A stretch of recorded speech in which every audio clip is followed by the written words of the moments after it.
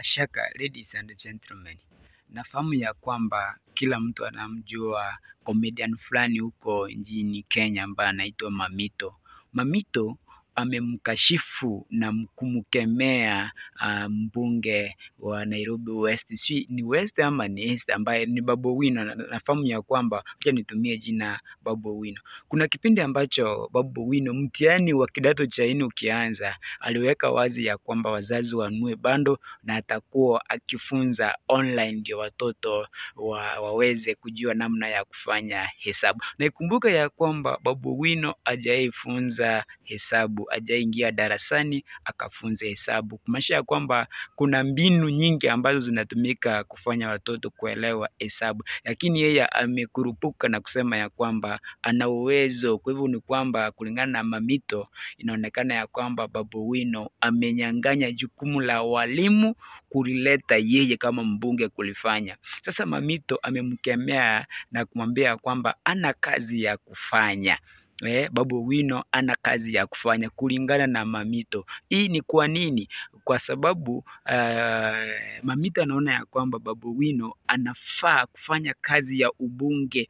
Kuna kazi nyingi za wabunge ambazo anafaa kuzifanya yeye kama mbunge, na wala si kufanya kazi za walimu ambao wamejukumika kufanya kazi ya kufunza watoto hesabu, namna ambavyo Mamito anaeleza. Kwa hivyo Mamito, kulingana na Mamito, anasema ya kwamba Babu Owino ana cha kufanya, ndio maana anaelekea kunyang'anya walimu jukumu lao la kufunza watoto hesabu, yeye akajifanya kwamba yeye ni mwalimu wa hisabati, na tunafahamu ya kwamba yeye ni mbunge. Kwa hivyo kuna kazi zingine ambazo anafaa kuzifanya za ubunge, achana mambo na ufunzaji ambao umeelekezwa kwa walimu. Kwa hivyo hayo ndio mambo ambayo yanajitokeza, lakini ukiangalia vizuri naona ya kwamba Mamito ana akili nzuri, amejaribu kufikiria, kwa sababu ukweli kufunza si kazi ingine rahisi, kwa sababu unajua kwamba na experience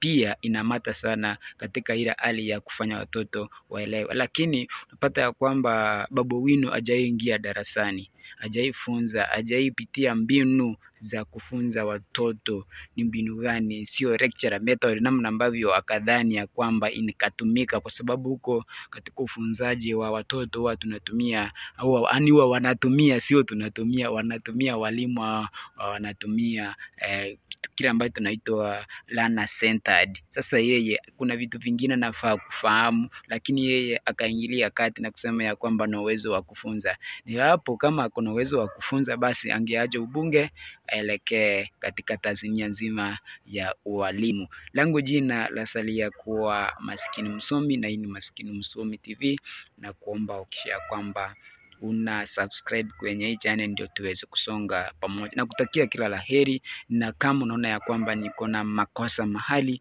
kuna mahali nafaa kurekebisha, naomba tu unirushie comment, uniambia kwamba I say bro, hapa na hapa ndio unastahili kurekebisha. Langu jina lasalia kuwa Maskini Msomi, na kutakia kila laheri.